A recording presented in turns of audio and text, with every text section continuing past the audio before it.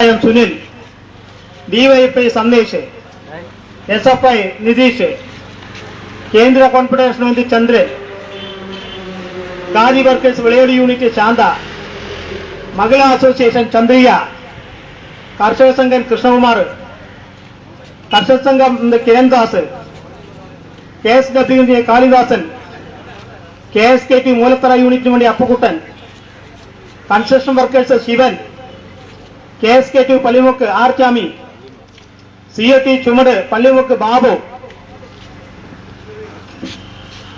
Office മേഖല veterinary dispensary Meenakshipuram, irrigation division forward 2 Moolathara, CPCP Meenakshipuram, village office Moolathara, tailoring centre Kambalathara, Perumatty ആശുപത്രി, village office പെരുമാറ്റി,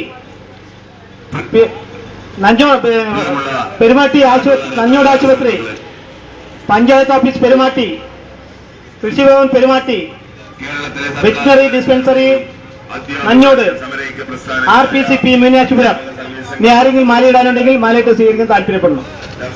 മാറ്റി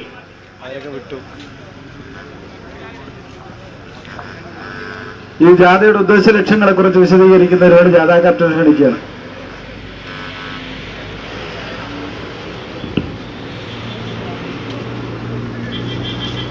പ്രിയപ്പെട്ട അധ്യക്ഷൻ രവീന്ദ്രൻ, പ്രിയമുള്ള സുഹൃത്തുക്കളെ, നാട്ടുകാർ,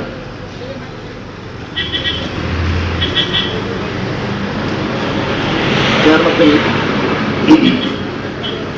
വരുന്ന ഒരു 2 മാസക്കാലം നമ്മളൊരു രാഷ്ട്രീയ പോരാട്ടത്തിന്റെ ഒരുക്കത്തിലാണ്.